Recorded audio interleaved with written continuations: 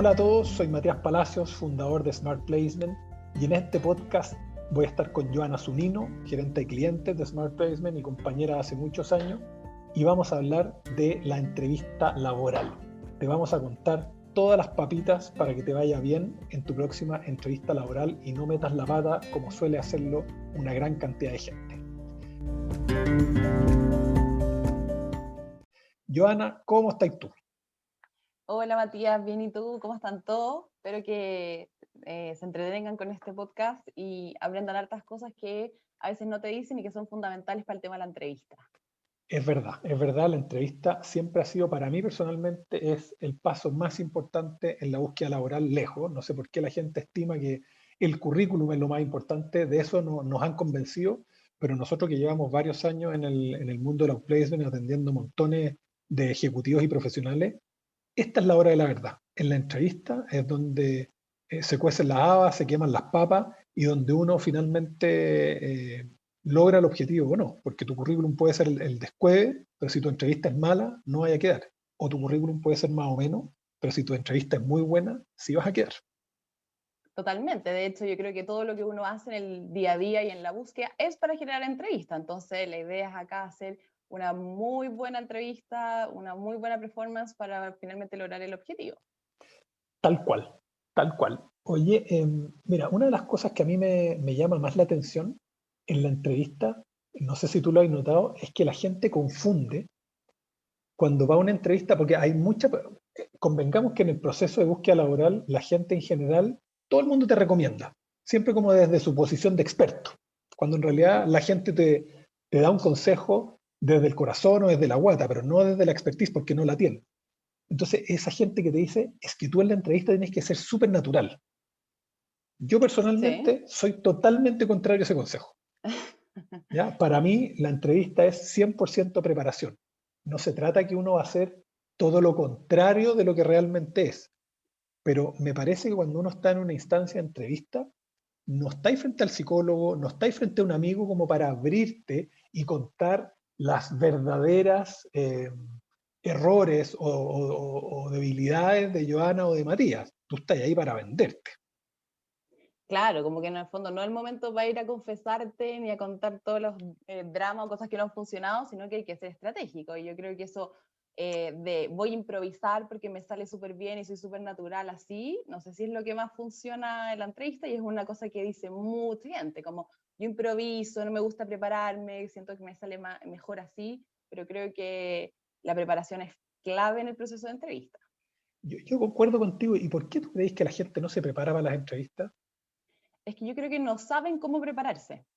Ah, ya, Yo creo no que es por flojera, porque yo tenía la teoría de que de repente la gente le daba lata, puede ser especialmente también. a la gente mayor, o sea, gente de 45 para arriba como yo, que uno dice, oye, he estado en tantas entrevistas, ¿para qué me voy a preparar si yo ya sé dar entrevistas? Y la verdad es que al final Sí, lo que nosotros enseñamos en el outplacement es que cada entrevista es un partido aparte y hay que prepararlo de manera distinta, porque también hay que pensar en quién te va a entrevistar, porque no es lo mismo entrevistarte con la analista de recursos humanos, la analista de selección, que con el que va a ser tu jefe o con el gerente de recursos humanos o con el gerente general. Son entrevistas totalmente distintas. sí, yo creo que la gente comete el error de tener un mismo discurso y tratar de vender las mismas cosas para distintos interlocutores o distintas necesidades.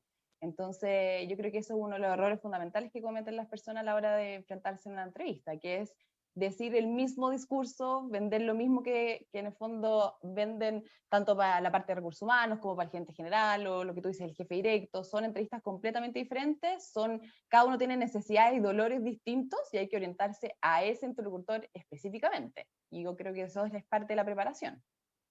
Claro, y lo otro es que la gente en general tiene como aversión a venderse. Le da vergüenza, le da pudor venderse. Y en la entrevista finalmente lo que uno está haciendo es un proceso de venta. Es un proceso de seducción. Totalmente. Lo que queremos hacer con la persona que está al frente nuestro es convencerla, seducirla, decirle que nosotros somos la mejor opción. Es igual que un proceso de conquistar a un hombre o una mujer, depende de lo que sea en el fondo, pero hay que convencer, hay que conquistar, hay que seducir, ¿ya? Porque la gente, además de validarte técnicamente, que tienes que ser apto, también quiere trabajar con gente que le caiga bien, con gente que sea agradable de estar.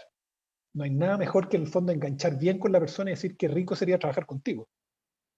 Sí, completamente. Yo creo que eso es algo importante del proceso de entrevista, que es lograr generar la sintonía, que haya confianza con la persona que me estoy entrevistando, que haya también lo que tú dices, buena onda o que me cayó bien. Yo creo que eso es parte importante de hacer una buena entrevista, no solamente tener un discurso técnico muy bonito y muy preparado, si finalmente no es consistente un poco con mi actitud y con la actitud del otro. Por eso también es importante lograr leer a tu entrevistador, ver cuál es su estilo, qué es lo que más quiere, no solamente lo que yo creo que es importante o como a mí me gusta decir las cosas, que es Sí, finalmente es entrar en sintonía con el otro. efectivamente. Además que cuando uno se prepara para la entrevista, también siento yo que muestra interés.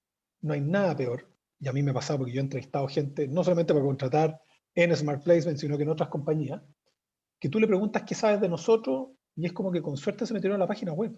O a veces ni siquiera saben, no, mira, no sé mucho. Acá la gente nos decía, usted es una empresa de outsourcing. No, le decía yo, somos de outplacement. Ah, eso. Entonces, da como una señal también de interés si la persona se ha metido al menos, o sea, lo mínimo en meterte a la página web.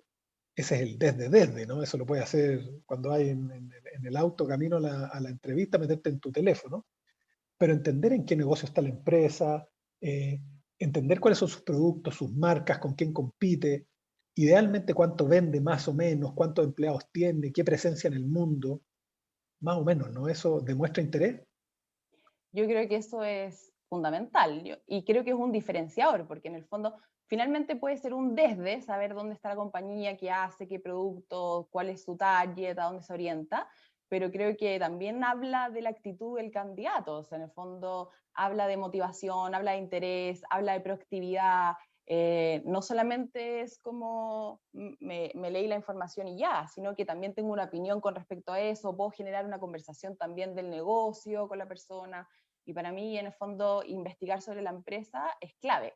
Pero para mí, lo que tú dices, leer la página web es el desde, o sea, el desde. Yo sugiero a los alumnos de Smart Placement, no sé, hay que leerse la memoria, el informe de sostenibilidad, hay que tener la mayor cantidad de información de la compañía para realmente tener una opinión fundamental respecto a lo que hace la empresa.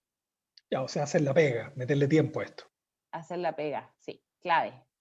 Clave. Y yo creo que suena como de perogrullo, pero poca gente hace ese nivel de preparación, de ese nivel de investigación. Como que uno dice, es obvio que hay que leer de la empresa, pero no sé si es tan obvio ya en la práctica.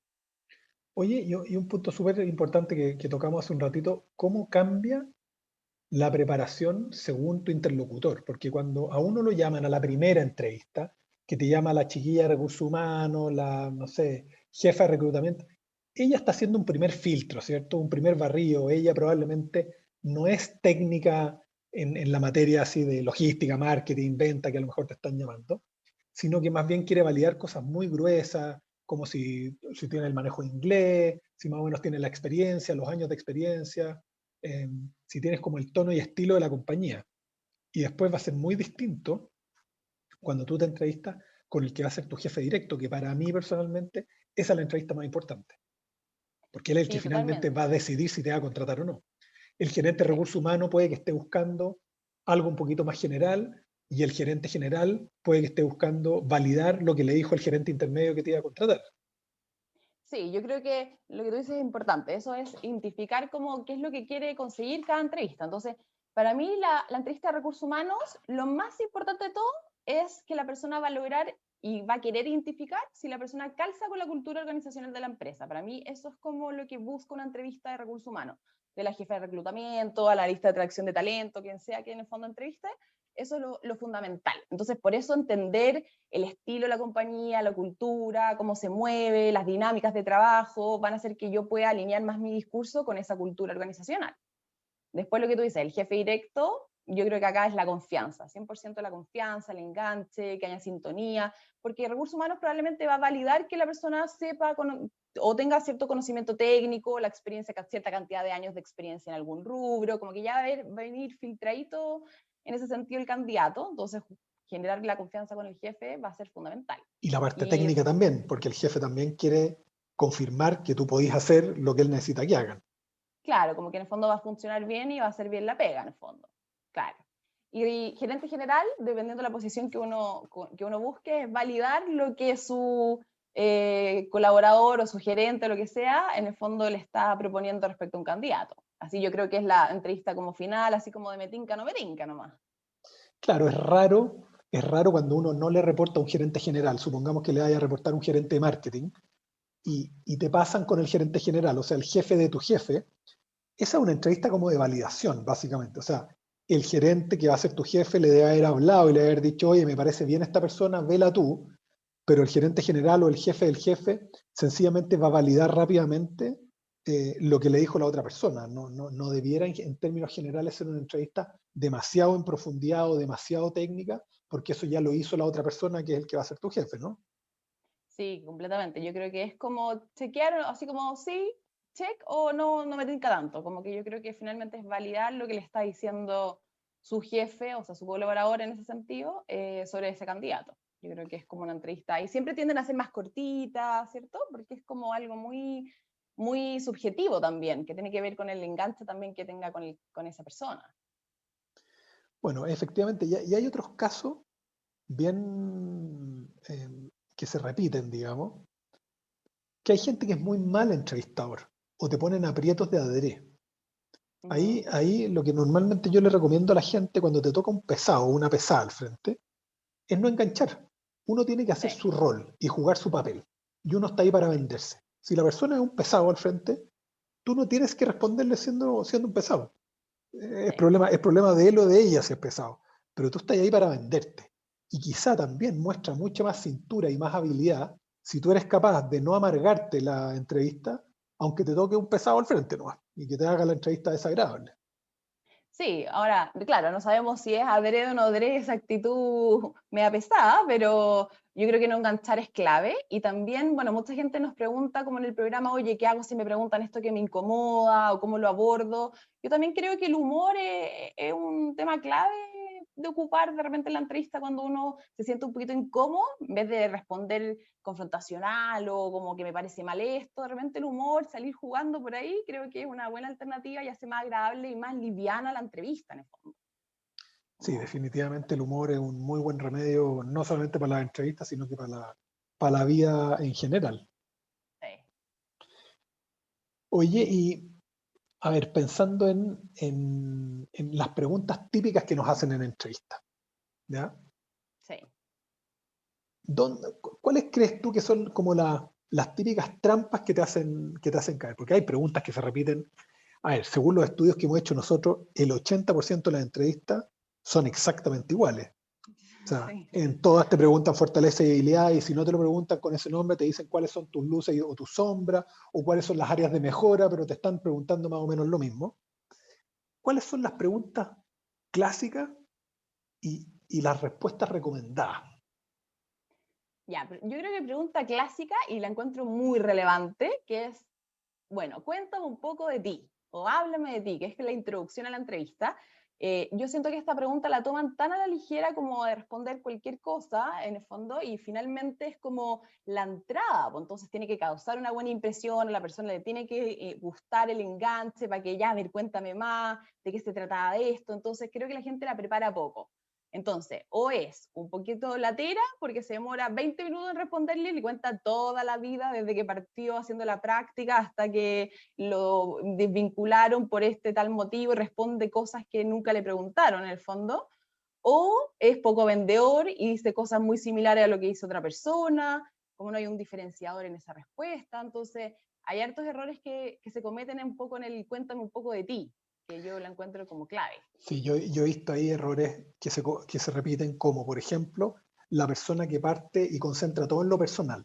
Típico, dice, Mm. bueno, yo, Joana, soy mamá, ya, de dos niños exquisitos, y te parten, y después soy esposa, y te cuentan todo y te tiran como toda la chapa personal, así como para dejarte establecido que para ellas es importante la familia, y después cuentan una cola en lo laboral, cuando en realidad tú estás ahí por lo laboral, por lo profesional. Totalmente. O Sí, yo sea, creo sí, que, de hecho, si no te dicen que es personal, yo asumiría que todas las preguntas son laborales y profesionales, en la medida en que no hagan énfasis en que es algo personal, de hecho. sí, a mí personalmente, y esto es una opinión personal, me choca esa gente que al tiro como que te trata de poner encima de la mesa que es mamá, que es papá, que es amigo, que es ciudadano, ¿cachai? Que, como que individuo, que no hay necesidad de eso. O sea, y no es que no me interese la familia, es como, hey, tú estás acá para venderte para una pega, yo te voy a pagar un sueldo para que tú hagas una pega. No, yo no te voy a contratar porque eres ciudadano, individuo, animalista, ¿cachai? Esa cuestión lo podremos conversar después en un almuerzo.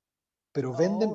véndeme tus skills profesionales, ¿cachai? Sí, es como, aparte no podéis perder tiempo importante de venderte en decir esas cosas que no muestran nada de lo que tú eres capaz de hacer como profesional. Entonces creo que hay que armarse un buen discurso que sea breve, conciso, concreto y que muestre tu diferenciador, o sea, cuál es tu valor, no Y, contarte toda mi historia. y otro error también que se repite bastante es la gente que te recita el currículum de atrás para adelante o de adelante para atrás. Cuéntame de ti y empieza lo que decías tú. Prrr, oye, fui al colegio no sé cuánto, estudié no sé qué, oye, salí con un 5,7, ¿va? Y, ¿a quién le importa? O sea, es realmente no me contís porque muy probablemente en esa entrevista la persona tiene tu currículum al frente, entonces puede ver qué es lo que estudiaste, dónde Sí, trabajaste, ¿cachai? Y de verdad que lo que siempre más influye o más importa son tus últimos 10 años de experiencia. O sea, esa gente sí.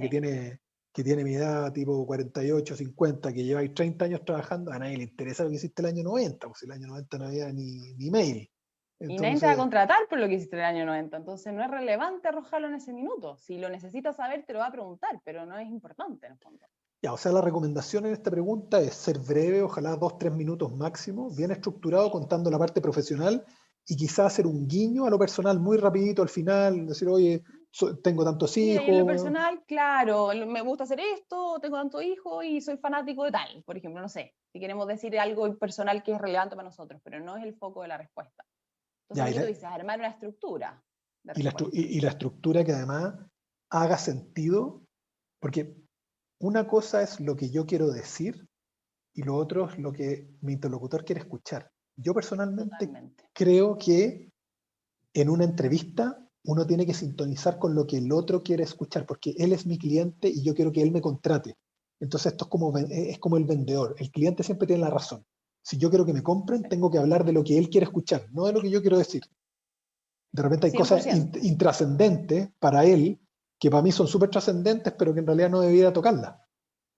Sí, yo creo que uno de los errores que comete la gente es que se pone poco en los zapatos de la persona que te está entrevistando, como que la persona tiene poco tiempo, que tiene que resolver rápido, que ojalá encuentre la persona adecuada, idónea para el cargo, que ojalá cumpla la expectativa. Entonces, uno tiene que enfocarse un poco en eso, más que en lo que yo creo que es bonito, lo que a mí me gusta que yo hice. Entonces, hay que sintonizar con el otro y desde ahí arrojar mi discurso. Yo creo que ahí es algo que son errores como frecuentes, que es contar lo que yo creo que es bueno, no lo que el otro quiere escuchar. En el fondo. De acuerdo. Sí, Oye, otra pregunta típica, fortaleza y debilidad. Ese es, pero ya sí, un clásico de un clásicos. Eso clásico. no hay entrevista que no te hagan esa pregunta.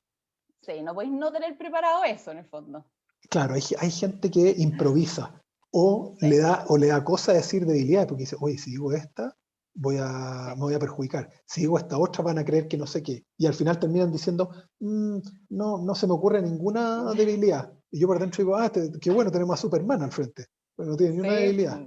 Claro, yo creo que lo peor es decir que no tenemos ni una debilidad, mejor por último equivocarnos con alguna, pero por último arrojar algo en el fondo. Porque eso habla de tu capacidad de autocrítica, de autoanálisis, de entenderte, de ver dónde están tus puntos a mejorar. Y eso también habla no sé, pues alguien en un rol de liderazgo que tiene gente a cargo, autoconocerse, para mí es clave. Entonces, bueno, poder tener claro cuáles son mis fortalezas, mis debilidades, pero decirlas de manera adecuada. Pues, si tampoco es mi mejor amigo ni mi psicólogo para contarle todos mis problemas donde yo más fallo, pero sí hay que hacer una autocrítica para que también sea real con eso.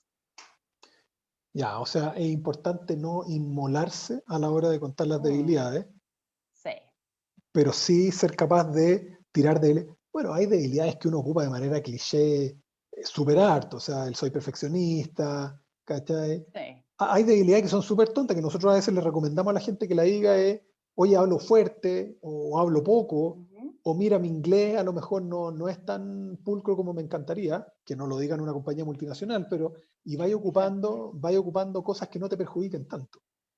Sí, yo también creo que, aparte de lo que tú dices de como de estas debilidades más livianas, yo también creo que es explicar que la debilidad no es siempre, sino que es en ciertos contextos. Yo creo que eso también es un punto clave, que es como encasillar la debilidad en que en ciertas ocasiones o a veces me ha ocurrido. No es que todo el tiempo sea la debilidad, en el fondo Claro, yo no es que no es que hable soy fuerte así. todo el día, en el fondo, claro, sino que hay momentos en los que ocurre y ahí es donde uno tiene que trabajarlo, en el fondo.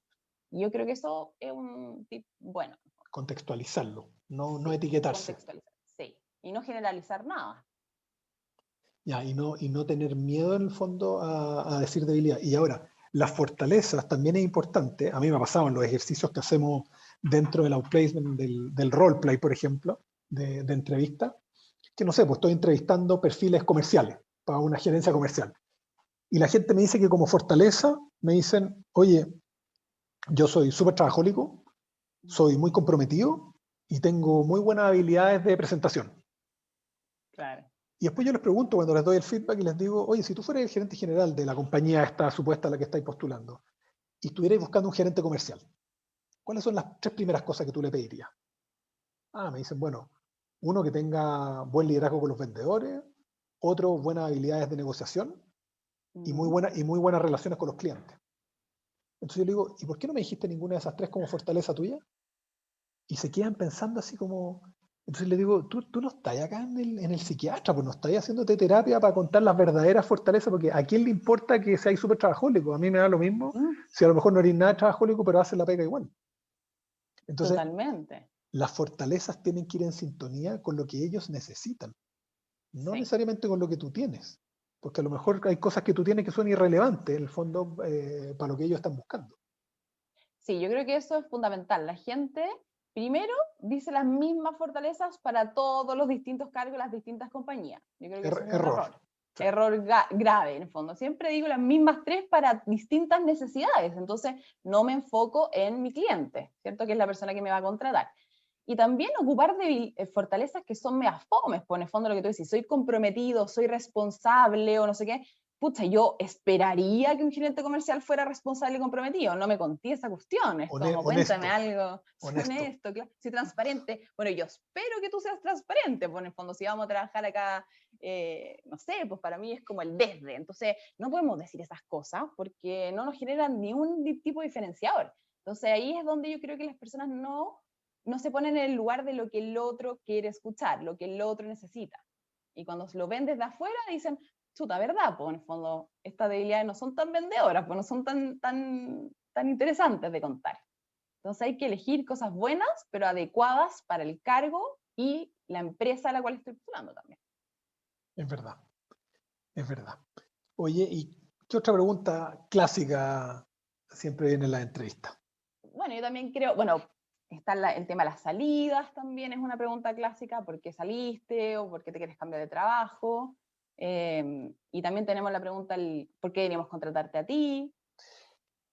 A ver, cuando la gente sale, bueno, a nosotros nos pasa que todo el mundo que llega al outplacement siempre sale por reestructuración, ¿eh? No hay nadie que lo Sí, echen porque se mandó un dos. error. Claro, esos son los mecanismos de defensa que tiene psicológico de las personas. Pero cuando uno sale mal de una empresa, ¿cómo lo debiera plantear?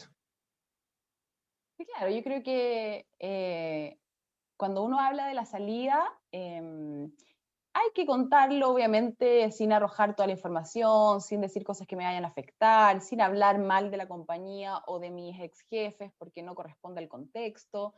Y hay que tratar de justificar también lo menos posible. Entonces hay que armar un discurso que explique un poco la salida, ojalá no contando la gravedad del tema, y también haciendo un poquito de autocrítica respecto a esa salida, como que también me hago cargo, mira, también evalué esto, podría haber hecho esto distinto, como para decir, oye, esto no es solamente algo externo y la empresa confabula contra mí, en el fondo, sino que yo también soy parte de esa salida. Yo creo que hay que armar un discurso cortito, sin arrojar tanta información negativa, pero también incluyéndome como parte de ese proceso de salida. Y una cosa que me ha tocado a mí hacer varias veces, porque en Chile yo me he fijado que es como la gente se da gustitos. Entonces cuando te Ujú. echan, se da el gusto de mandar un mail, así como destapando la olla o mandando a la cresta X, Y, Z. Es como que somos medio revanchistas. Y después se dan cuenta la persona que estuvo 10 años o 5 años en esa empresa que salió pésimo con su jefe, que lo trató de dejar mal con su propio jefe, Ujú. y después no tiene recomendaciones. Sí. Entonces hay que tener mucho ojo. Una de mis sugerencias es no se den el gusto de salir mal. Que te echen Sí. es parte de las reglas del juego, es una lata. A mí me ha pasado 3 veces, me despidieron 3 veces y nunca es rico que te despidan. Pero uno no se puede dar ese gusto de quedarse con la última palabra, de mandar el último garabato. Incluso si han sido injustos contigo, tampoco responderles con la misma moneda. O sea, uno no tiene por qué caer en la rotería o en la mala educación, sino que sencillamente es quedarse con el mensaje de que la empresa dejó de ver valor en mí y me tengo que buscar otro lugar. Sí. Es como cuando uno termina un pololeo. Si te patearon, pucha, te dejaron de querer y no es culpa de la persona nomás. Pues, o sea, ahí uno también está involucrado, tiene que aceptarlo. Es doloroso, pero no puede ir a pintarle el mono en el fondo a la persona. Y muchas veces abuenarse con el que era el jefe directo, tener una conversación honesta fuera de la compañía, porque al final lo vamos a necesitar las recomendaciones. Lo que no queremos es tener gente que hable mal de nosotros. Eso es nefasto, porque eso puede perjudicar tu carrera futura. eh, y en el fondo, yo creo que siempre conviene cuidar las relaciones. Uno podrá tener una opinión personal de la persona y quizá pelarlo en el círculo más íntimo, pero Obvio. no darse este gustito Mm. de como salir por la puerta de atrás, porque el mundo da muchas vueltas. El currículum es una sombra que nos sigue y nos persigue, o sea, no nos podemos desprender de él. Y como te digo, he visto una gran cantidad de casos de gente que ha dedicado muchos años a la empresa y por darse el gusto de mandar a todo el mundo a la cresta, se terminan quedando sin recomendaciones y es súper fregado eso. Sí, yo creo que las recomendaciones sí nos afectan mucho en un proceso. O sea, una muy mala recomendación hace ruido, en el fondo puede perjudicarnos un proceso y tienden a pedirse en todos los procesos, en el fondo, como que la recomendación siempre va a estar presente. Entonces, me parece que lo que tú dices es cierto, como las salidas se dan. Bueno, hoy en día los trabajos duran mucho menos, salir es parte del proceso de entrar también a una compañía, y yo creo que hay que tratar de salir por la puerta ancha, como que hay que cuidar la relación, hay que tratar de salir de la mejor manera, cosa que la persona por lo menos pueda dar una referencia, no sé, adecuada, no, quizás no tiene que ser la mejor de todas, pero adecuada y que no me perjudique después. Entonces, cuidar eso y quizás conversarlo también con mi ex jefe, también va a ser, yo creo que importante durante un proceso de entrevista o durante un proceso de selección, finalmente, porque va a ser una parte importante de eso. De acuerdo. Así que comparto. Oye, y bueno, ya para ir cerrando, hablemos rápidamente de un poco los tips que sugerimos antes de tener la entrevista, durante la entrevista y post entrevista, para que la gente un poco sepa todo el proceso que significa la preparación. Una de las cosas que se me ocurre para partir antes de la entrevista, bueno, es prepararse, pero enfermizamente, o sea, es prepárate como para tu examen de grado. Cuando uno va a dar una entrevista, tiene que prepararse muy, muy, muy bien. O sea, la diferencia entre prepararse muy bien y no prepararse puede ser que te den el trabajo. Sí, o sea, y prepararse tiene que ver un poco con lo que hablamos al principio, con investigar de la compañía, saber las necesidades, cuánta gente trabaja, con quién me voy a entrevistar, cuánto tiempo lleva trabajando esa persona en la compañía también, trabajó en otras partes, tenemos algo en común también, para eso sirve un poco LinkedIn o las redes sociales o Internet en sí. Eh, y también preparar mi lugar, ¿cierto? Hoy en día las entrevistas están siendo muchas por videollamadas o preocuparme de estar en un entorno adecuado, tener buena conexión a internet, de cómo me veo yo en la pantalla, se escucha bien, oye, despedirle a la familia, pucha, ahora tratemos de no gritar o no pedirnos cosas, o que los niños no pasen corriendo, no sé, como que suena Claro. un poquito el desde, pero en verdad impacta mucho la Sí. entrevista en sí. Todo lo cosmético, en el fondo, cuando Sí, vas a tener una entrevista, bien vestido, el lugar donde estés que no sea un chiquero, y si es un chiquero, difuminar el fondo para que no se vea, pedirle sí, a los niños que no entren, pedirle a los niños que no jueguen, ¿cómo se llama? PlayStation, que come mucho del la ancho de banda, señal, sí, el entonces ancho. en el fondo que en ese rato te dejen como muy tranquilo con la señal. cerrar la puerta, estar en un ambiente calmo para que tú puedas dar lo mejor de ti. Y evidentemente la pinta también, hombres afeitados, mujeres peinadas, nada de escote, no con Sí. polera, sino que con una camisita, o sea, vestido como si uno fuera a una entrevista de verdad, en el fondo. Sí, eso es lo que nosotros le decimos mucho a nuestros alumnos, porque me dicen, no, estoy en la casa, voy a ponerme una polera. No, yo les digo como, vístete como si fueras una entrevista, porque estás en una entrevista. Entonces, sí, ahí tienes razón. Como que en el fondo no lo ven un poco así porque es desde la casa, pero en verdad es la misma formalidad con la cual yo iría a una entrevista presencial. Si no te está resultando la conexión, avisar, oye, estoy teniendo problemas, pegar un llamado a teléfono, mandar un mail como para que entiendan, porque no hay nada peor. Oye, uno espera 5 minutos por Zoom y es como que tú eras ahí 50 minutos, o sea, 5 minutos esperando en teleconferencia es eterno. Sí. Y Entonces hay que, tener también, por ejemplo, el celular al lado, cosa de que me comparto internet al computador en caso de que se caiga la señal.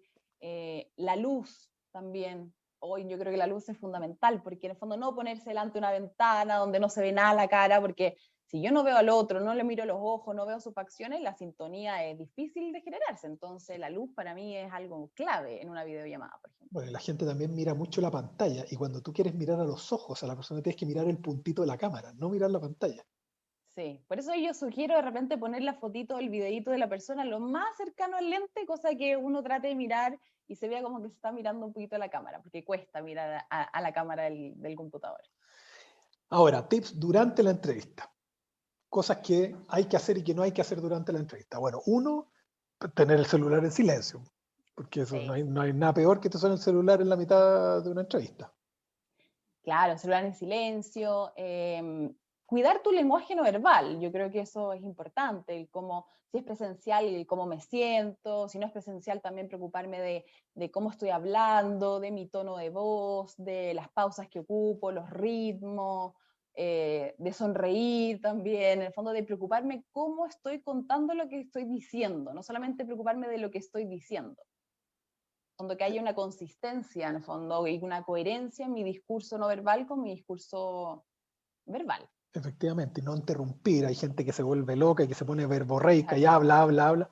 Escuchar, Sí, preguntar. Los procesos de sí, entrevista son de mutuo conocimiento. Los dos estamos eligiendo. La empresa elige si te quiere contratar y tú también estás eligiendo si quieres trabajar en esa empresa y con ese jefe. Entonces, es un proceso mutuo, igualitario. Somos pares en ese minuto. No eres mi jefe en ese minuto. Cuando estamos en una entrevista somos pares que nos estamos conociendo. sí. Entonces, Y por eso, atreverse a más preguntar. conversar. Sí, Sí, lo que es tú una dices, ojalá conversación. sea una conversación, sí. Uno dice como, siento que me fue bien en la entrevista cuando habitualmente uno genera como una conversación. No es como un interrogatorio y contestar sí, no, porque esto es incómodo. En el fondo. Oye, y post, cuando termina la entrevista, ¿qué haces? Porque la gente se vuelve loca. Obviamente el que está desempleado quiere que lo llamen al día siguiente, o muchas veces te dicen, no, mira, la otra semana vamos a avisar.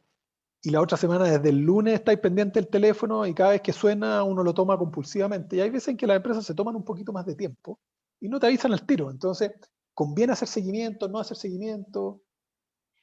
Yo creo que uno puede hacer seguimiento, pero en los tiempos adecuados. En el fondo, si la empresa te dice que se va a demorar 2 semanas por lo menos en entrevistar a las personas, no puedo estar al día uno después de las 2 semanas haciendo seguimiento, porque obviamente va a hablar de que estoy muy ansioso, de que me siento un poco más inseguro. Entonces hay que controlar esa ansiedad, pero uno puede mostrar interés en el proceso a través de algún seguimiento que sea en un tiempo adecuado. Yo creo que los tiempos de ellos, de la empresa, jamás van a ser los tiempos míos. Entonces tengo que ponerme en el lugar de ellos para poder hacer un seguimiento. Yo creo Genial, que sí. estupendo. Oye, bueno, ha sido interesantísimo, Joana. Yo creo que quedan un montón de temas todavía en el aire, así que invitamos a la gente que si tiene interés nos escriba, nos pida una reunión. Nosotros vamos a seguir haciendo estos podcasts. Nos parecía que el de entrevista era un tema bien crítico, así que te agradezco un montón la interacción. Ya próximamente estaremos hablando de otro tema. Y eso, pues, decirle a toda la gente que muchas gracias. Hasta el próximo capítulo. Gracias a ti también por la respuesta y por la entretenida conversación. Y ya nos Sí, veremos en gracias la a ti, siguiente. Matías. ¿Vale? Sí, un abrazo a todos, que estén todos súper bien. Listo, nos vemos. Chao, chao a Nos todos. vemos, chao, chao.